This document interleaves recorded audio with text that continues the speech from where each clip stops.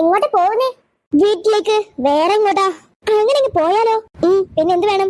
Aunty aunty ഞങ്ങളുടെ anti തന്നെയാണോ? ഞങ്ങൾക്കൊരു ഡൗട്ട്. അവള് നിങ്ങൾ ആന്റി എല്ലാം നിങ്ങൾ കരുതിക്കോ. അങ്ങനെ കരുതണമെന്നുണ്ടെങ്കിൽ ആന്റി എന്ന് പറയണം, അല്ലാതെ ഞങ്ങൾ കരുതത്തില്ല. അല്ല ഇതാരാ? ഇത് നിന്റെ മമ്മിയല്ലേ ജെന്നി? നിങ്ങളിപ്പോ ഒരു സെറ്റ് ആയല്ലോ.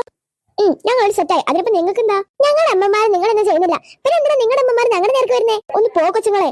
ഞങ്ങളുടെ ഇച്ചാപ്പിനെ കൊല്ലാൻ ശ്രമിച്ചിട്ട് ഞങ്ങൾ നിങ്ങൾ വെറുതെ വിടണോ? മാനേജ്മെന്റ് ഞങ്ങളെ വെറുതെ വിട്ടു, പിന്നെ നിങ്ങളെന്താ? എന്തിനാ ആന്റിമാരെ നിങ്ങൾ ഇങ്ങനെ ഇവരെ സപ്പോർട്ട് ചെയ്യുന്നേ? ഇവര് ചെയ്യുന്നൊക്കെ തെറ്റെന്ന് പറഞ്ഞിട്ടും എന്തിനാ ഇവർ സപ്പോർട്ട് ചെയ്യുന്നേ? നാളെ ഇവർ ഞങ്ങൾ കൊന്നാലോ? അങ്ങനെ നിങ്ങളെ കൊല്ലാൻ മാത്രം മണ്ടിമാരല്ല ഞങ്ങളുടെ മക്കള്. അപ്പൊ ഇപ്പൊ ശ്രമിച്ചതോ? അതെനിക്ക് പറ്റിയ അബദ്ധം, അത് ഞാൻ സമ്മതിക്കുന്നു.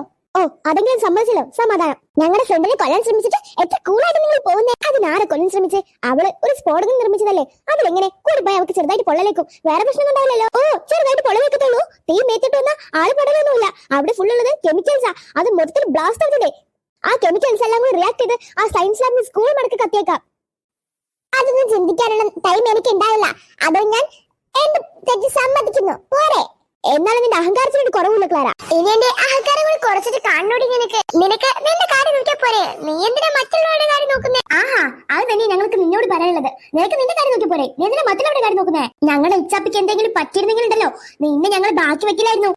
ആഹാ അങ്ങനെയൊക്കെയാണോ? ഇന്ന് ഞങ്ങൾ എന്നെ എന്ത് ചെയ്യുന്ന? പലതും ചെയ്യും. നിന്നെ ഞങ്ങൾ അതുപോലെ തന്നെ അതേ നാണയത്തിൽ തിരിച്ചടിക്കും. വേറോടി എന്റെ മകൾ നിങ്ങൾ വെല്ലുവിളിക്കുന്നോ? അല്ല നിങ്ങളല്ല കാറെടുത്ത് പോയിരുന്നേ, പിന്നെ നിങ്ങളുടെ തന്നെ വന്നത്? ഞങ്ങൾ പ്രിൻസിപ്പൾ വിളിച്ചു, ഞങ്ങളോട് പോകാനായിട്ടില്ല, ഒരു അനൗൺസ്മെന്റ് ചെയ്യാനുണ്ടെന്ന് പറഞ്ഞു. അപ്പൊ നിങ്ങൾ തിരിച്ചു വന്നതാ, അല്ലാതെ നിങ്ങളെ പിടിച്ചും പറയിപ്പിക്കണ്ട. അനൗൺസ്മെന്റോ? എന്ത് അനൗൺസ്മെന്റ്? ശ്രദ്ധിക്കുക, നമ്മുടെ സ്കൂളിൽ ഫുഡ് ഫെസ്റ്റ് നടത്തേണ്ടതായുണ്ട്. അതിനാൽ നമ്മൾ തിരഞ്ഞെടുത്തിരിക്കുന്നത് സീനിയർ ജൂനിയർ പകുതി വെച്ച് 2 ടീമുകളാവുക. അതായത് ഒരിക്കലും സീനിയേഴ്സ് ഒരു ടീമും ജൂനിയേഴ്സ് ഒരു ടീമും അല്ല. ജൂനിയേഴ്സിൽ നിന്ന് പകുതി പേരും സീനിയേഴ്സിൽ നിന്ന് പകുതി പേരും ചേർന്ന ഒരു ടീം, ബാക്കിയുള്ളവർ വരുന്ന മറ്റൊരു ടീം. അങ്ങനെ A, B ടീമുകളായി നിങ്ങൾ തിരിയുക. ഒരിക്കലും ക്ലാസ് വൈസ് ആവരുത്.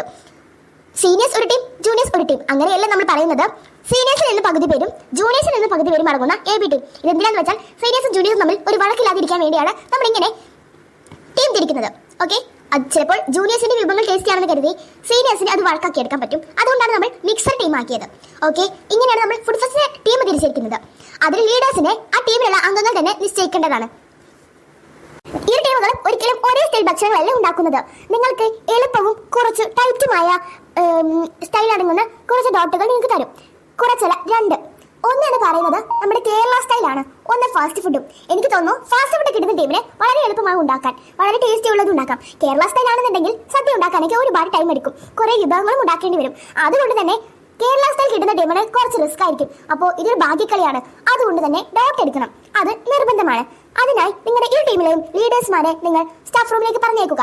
7 ടീമുകളായി ഇന്ന് തന്നെ തിരിയുക. മറ്റന്നാളെയാണ് നിങ്ങളുടെ ഫുഡ് ഫെസ്റ്റ് വരുന്നത്, കേട്ടോ?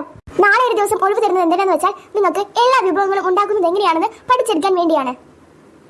പിന്നെ ഒരു കാര്യം, ആരും കള്ളത്തിനും ഒന്നും ചെയ്യരുത്, എല്ലാം പിടിക്കപ്പെടും. പിന്നീട് ഒരു കാര്യം, കുക്കിങ്ങിന് വേണ്ട വെസൽസ് എല്ലാം സ്കൂളിൽ നിന്ന് തരുന്നതാണ്. നിങ്ങൾ ഉണ്ടാക്കേണ്ട സാധനങ്ങൾ മാത്രം വീട്ടിൽ നിന്ന് കൊണ്ടുവരിക. ലീഡർ കൊടുക്കുക ആരെല്ലാം എന്തൊക്കെ വീട്ടിൽ നിന്ന് കൊണ്ടുവരണമെന്ന്. അപ്പൊ എല്ലാവരും പിരിഞ്ഞു പോയിക്കോളൂ. ഇനി അമ്മയും മക്കളും കൂടി ആലോചിക്കേ എങ്ങനെയാണ് ഫുഡ് ഫെസ്റ്റിന് തോപ്പിക്കാന്ന്. ഓക്കെ, ചിലപ്പോ ഇവർ നമ്മുടെ ടീമിലായാലോ? മാനേജ്മെന്റിന് എത്ര പൈസ മുടക്കിയിട്ടാണെങ്കിലും ഞങ്ങൾ ഇവരെ വേറെ ടീമിലിടും. ഈ സ്കൂളിലെ ഫുഡ് ഫെസ്റ്റിന്റെ ലീഡറാണ് എന്റെ മകൾ ജെന്നി. പിന്നെ ഈ സ്കൂളിലെ ഫുഡ് ഫെസ്റ്റിലെ വിന്നേഴ്സിന്റെ ടീം ലീഡറും ഇവള് തന്നെ ആയിരിക്കും. ഓക്കെ, കാണാം മാഡം ആരെ വിന്നറാവുന്ന. നിങ്ങൾ നോക്കിക്കോ, ഞങ്ങളുടെ ടീമിൽ തന്നെ ജയിക്കും. ഞങ്ങളുടെ വാശ അതൊക്കെ നിങ്ങൾ സ്വപ്നം കാണത്തിയുള്ളൂ മക്കളെ. ഈ കപ്പ് കൊണ്ടുപോകാൻ പോകുന്നത് ഞങ്ങളാ. എനിക്കിപ്പോ എന്റെ മമ്മിയുടെ സപ്പോർട്ടും കൂടിയുണ്ട്, നേരത്തെ പോലെയല്ല. എന്റെ ജെന്നി, ക്ലാര വരുവോളം നിനക്ക് ഈ അഹങ്കാരമൊന്നും ഇല്ലായിരുന്നല്ലോ. ഇപ്പൊ എന്ത് പറ്റി നിനക്ക്?